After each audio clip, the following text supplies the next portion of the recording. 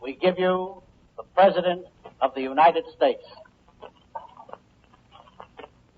Governor Lehman, my fellow citizens of the state of New York, it is with deep personal disappointment that I find the affairs of the world such that I cannot be with my neighbors in Poughkeepsie today.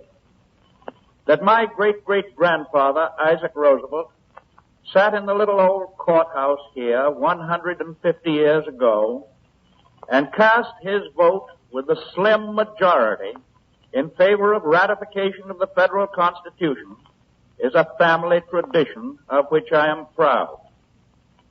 There are two words in the English language which in the heat of political controversy are often forgotten or abused.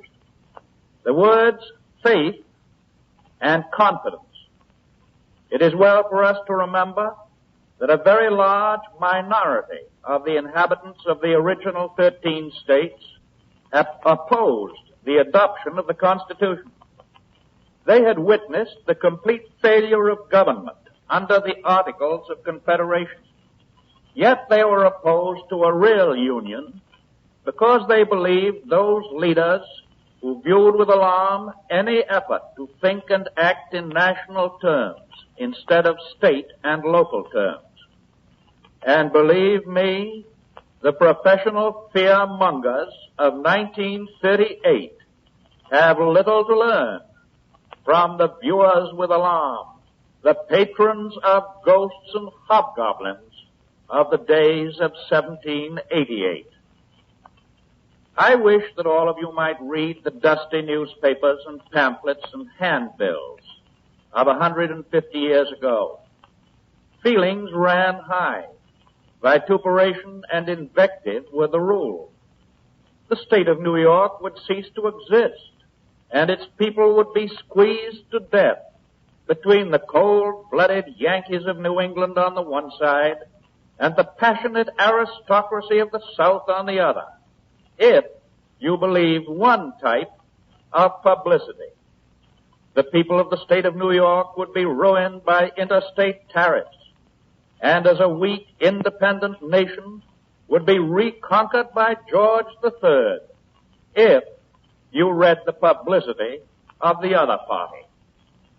Washington, Adams, Hamilton, and Clinton were labeled traitors and dictators. And in the midst of these diatribes, this Constitutional Convention in Poughkeepsie was faced with the problem of saying yes or no. Then as now, there were men and women afraid of the future, distrustful of their own ability to meet changed conditions, short-sighted in their dog-in-the-manger conception of local and national needs. They were afraid of democracy, afraid of the trend toward unity, afraid of 13 states becoming one nation. As the weeks went on, and an insufficient number of states had approved the Constitution to put it into effect, its opponents at this convention, realizing more and more that the very existence of that paper organization known as the United States of America was at stake, and that public opinion was swinging against them, narrowed their opposition to the fact that the Constitution contained no Bill of Rights. They held a slim majority against ratification. But at that moment, a small group of delegates, in which I am glad to say Dutchess County was well represented, came forward with an appeal to the faith and the confidence of the convention.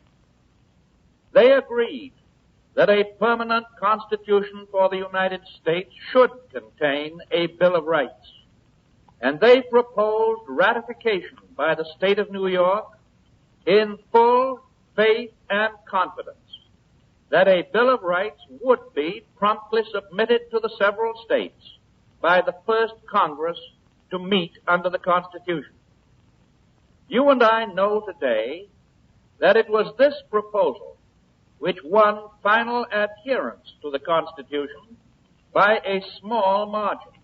and more than that this proposal of full faith and confidence was in fact carried out by the Congress of the United States when it assembled. I do not know that it is necessary to elaborate on this parable, this text.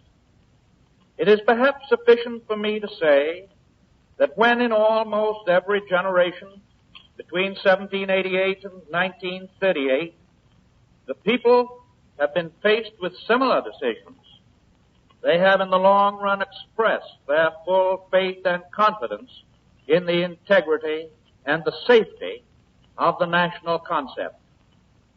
It required great patience between 1783 and 1788, those 5 years after the close of the Revolutionary War, great patience to bring home the realization that 13 separate colonies, become 13 separate states, could not survive as 13 separate nationalities. Leadership toward the thought of a united nation had to be patient, and it was. Perseverance of leadership combined with patience has always won. Once the Constitution was ratified, it presented the outline of a form of government. But to become a workable instrument of government, its words needed men in every succeeding generation to administer it, men as great as the men who wrote it. And the greatest of them have been the men who have sought to make the Constitution workable in the face of the new problems and conditions that have faced the American nation from year to year.